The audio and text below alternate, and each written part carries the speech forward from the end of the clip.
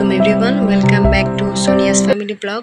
আশা করছি যে যেখানে আছেন সবাই ভালো আছেন এবং নিরাপদে আছেন। আলহামদুলিল্লাহ, আমরাও এখন ভালো আছি, সুস্থ আছি। অনেক দিন পর আপনাদের সাথে একটি ব্লগ শেয়ার করছি।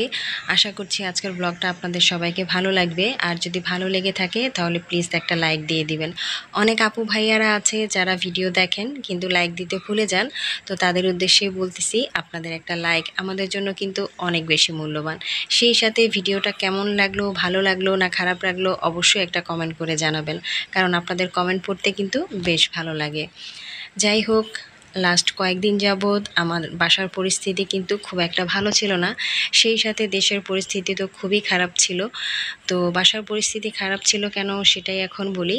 আমরা বাসায় 4 জন সদস্য সংখ্যা, সেক্ষেত্রে 3 জনের অবস্থা খুবই খারাপ ছিল।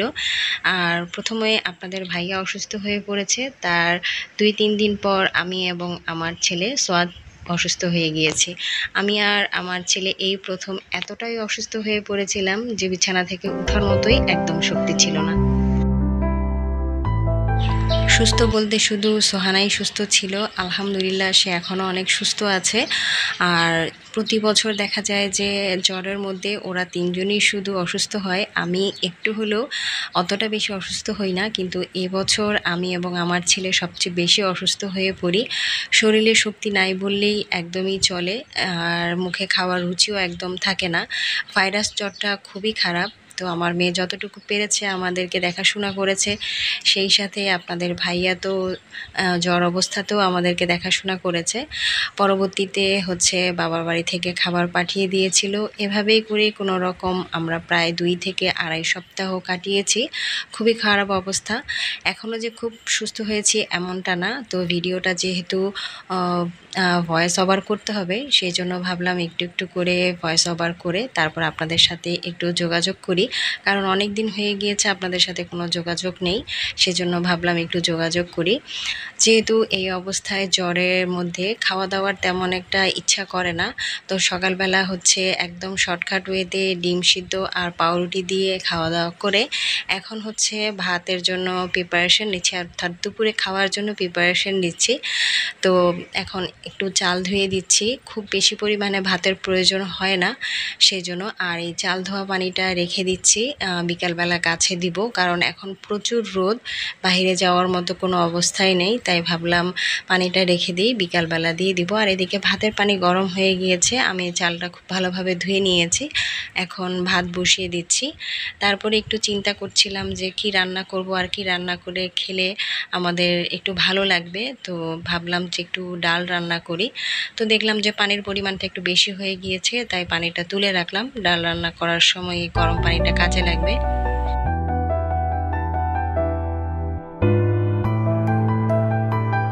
চালটা দিয়ে দেওয়ার পর একটু নাড়াচাড়া করে দিচ্ছি যেন নিচে তলা পেকে না থাকে। ফুটন্ত গরম পানি করে যদি চাল ধুয়ে রান্না করা যায় তাহলে ভাতটা বেশ ঝরঝরে হয়ে থাকে।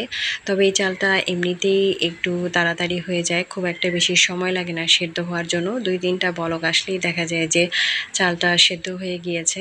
তো ভাতটা কিন্তু অলরেডি আমার হয়ে গিয়েছে। আগে দেখা যায় যে দিনে রাতে 2 পট চাল রান্না করতে হতো, 2 পট চালের ভাত রান্না করতে হতো। আর এখন 1 পট চালের ভাত রান্না করলেও দেখা যায় যে ভাত থেকে যায়, এমনই অবস্থা। খাওয়া দাওয়ার কোনোই রুচি নেই। তাই ভাত রান্না করার সময় আমি গ্যাসের চুলায় হচ্ছে ডাল সেদ্ধ করে নিয়েছি, আর এখন হচ্ছে ডাল বাগার দিব।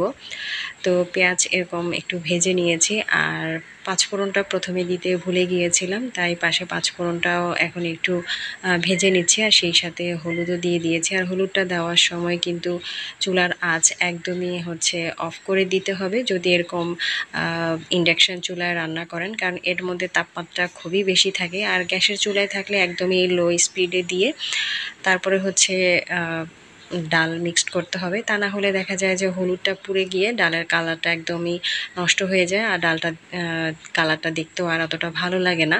আজকের ডালটা একদমই পাতলা করে রান্না করেছি। পাতলা ডাল লেবু চিপে খেতলে জ্বরের মুখে কিন্তু বেশ ভালো লাগে। তো ডাল রান্না করার সময় ভাবছিলাম যে একটু ভর্তা করব, তো আলু ভর্তা, বেগুন ভর্তা বা অন্যান্য কোনো কিছুর ভর্তা খেতে একদমই ইচ্ছা করছিল না, সেই সাথে করার যে একটা এনার্জি সেটাও ছিল না।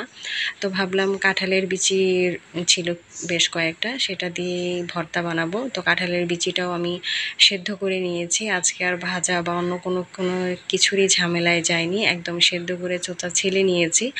সবচেয়ে বিরক্তিকর কাজ আমার কাছে মনে হয় যে যে কোনো কিছুর চোচা ছিলে সেটাকে কাজ করা।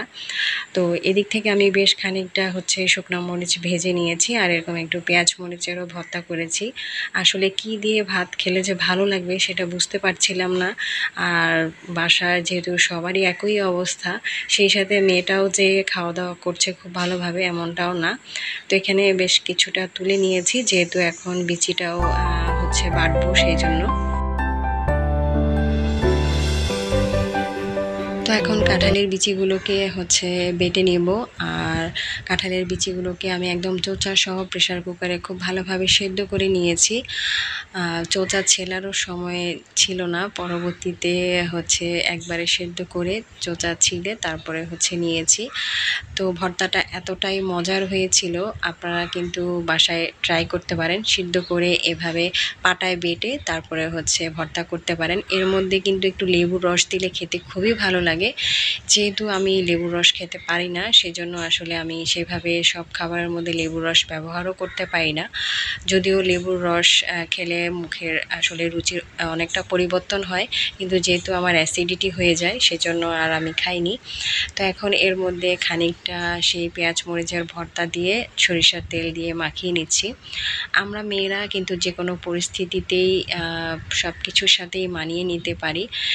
যেমন আমার বাসার এখন যে পরিস্থিতি ছিল, সেই পরিস্থিতিতেও এত কষ্টের পরও কিন্তু আমাকে সংসারের কাজকর্ম করতে হয়েছে, সেই সাথে বাচ্চাদের দেখাশোনা করতে হয়েছে। এমনটা না যে আপনাদের ভাইয়া কোনো কিছু করেনি, দেখা যায় যে আমাদের সবাইকে দেখাশোনার দায়িত্ব তো সে করেছে, কিন্তু বাদবাকি অন্যান্য সব কিছুই আমাকে করতে হয়েছে। শরীরের কন্ডিশন এতটাই খারাপ ছিল যে আমি জ্বরের দ্বিতীয় দিন সেন্সলেস হয়ে গিয়েছিলাম, উঠে দাঁড়ানোর মতো একদমই শক্তি ছিল না, যেহেতু খাবারের পরিমাণ কম হয়ে গিয়েছিল, মানে আমি একদমই খাওয়া দাওয়া করিনি, যার দরুন অসুস্থতা বেশি হয়ে গিয়েছিল। যাই হোক, কথা বলতে বলতে আমার কিন্তু ভর্তা করা হয়ে গিয়েছে, আর এর মধ্যে কিন্তু দুপুরের খাওয়া দাওয়া আমরা করে রেস্ট করেছি। আর এই দিক থেকে আপনাদের ভাইয়া আমাদের জন্য জাম্বুরা, আনারস আর কাঁচা আম নিয়ে এসেছে। তো এগুলো কখন নিয়ে এসেছে আসলে আমি খেয়াল করিনি, সেজন্য পলিথিন থেকে বেরও করা হয়নি। আসলে এখন সময়ের কাজ সময়ে করাটা হয় না, যেহেতু দেখা যায় যে একটু কাজ করার পর আবার রেস্ট করি। আর এত গরম, এই গরমের কারণেই দেখা গিয়েছে বেশি অসুস্থ হয়ে পড়েছি।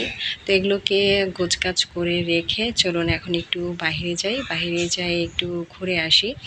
আমাদের বাসার সামনে দুটা গাছ হয়েছে, আর এই গাছগুলো পেয়ারা গাছ। আর এই গাছগুলো কিন্তু আমরা একটাও লাগাইনি, এগুলো নিচে নিজেই হয়েছে আলহামদুলিল্লাহ। আর গাছগুলোতে এবার এত পেয়ারা হয়েছে, এই ছোট গাছটাতেও যে কি পরিমাণে পেয়ারা হয়েছিল, মানে না দেখলে একদমই বিশ্বাস করার মতো না। আর বড় গাছটাতে তো মার্শাল্লাহ এত পেয়ারা হয়েছে যে আশেপাশে সবাইকে দিয়েছি, সবাইকে খাইয়েছি। সেই সাথে আমাদের জ্বরের এমনটা অবস্থাতেও এই পেয়ারাগুলো আমাদেরকে অনেক সাহায্য করেছে। দেখা গিয়েছে কেটে আমরা বিকালবেলা খেয়েছি, অন্য সময়ও খেয়েছি। তো গাছে প্রচুর পরিমাণে পেয়ারা হয়েছে, যা দেখে আসলে সত্যি খুবই ভালো লাগছিল। আমার ভীষণ ইচ্ছা ছিল যে এইভাবে করে নিজের বাসার আঙিনাতে গাছ হবে, আর সেই গাছে এরকম পেয়ারা দেখবো, পেয়ারা ছিঁড়ে খাবো, যেটা আসলে কখনোই কল্পনা করিনি। যাই হোক, এই স্বপ্নটাও যে পূরণ হবে কখনো, সেটাও ভাবিনি। তো এখন একটা পেয়ারা ছিঁড়ে সোহানাকে দিলাম, আর বাদবাকি পেয়ারাগুলো দাঁড়িয়ে থাকে দেখছিলাম, দেখতেই আসলে খুব বেশি ভালো লাগে। সেই সাথে দেখছিলাম যে আবারও ফুল এসেছে এবং অসংখ্য ছোট ছোট পেয়ারা গাছের মধ্যে এখনও রয়েছে, যেটা দেখে তো খুব ভালো লাগেই, যেটা চোখের সামনে আপনারা যতক্ষণ না দেখবেন ততক্ষণ বিশ্বাসই করতে পারবেন না যে কি পরিমাণে পেয়ারা রয়েছে এই গাছগুলোতে। আপনারা গাছের পেয়ারা এনজয় করতে থাকেন, আর আমি আপনাদের কাছ থেকে বিদায় নিয়ে নিচ্ছি। এই ছিল আমার আজকের এলোমেলো একটা ব্লগ, যেটা আপনাদের সাথে একটু যোগাযোগের মাধ্যম করে তুললাম। আশা করছি আজকের ব্লগটা ভালো লেগেছে। আপনারা সবাই আমাদের জন্য দোয়া করবেন যেন আমরা ভালো থাকি, সুস্থ থাকি। আপনারাও যে যেখানে থাকবেন ভালো থাকবেন, সুস্থ থাকবেন। এতক্ষণ সঙ্গে থাকার জন্য সবাইকে অসংখ্য ধন্যবাদ। আল্লাহ হাফেজ।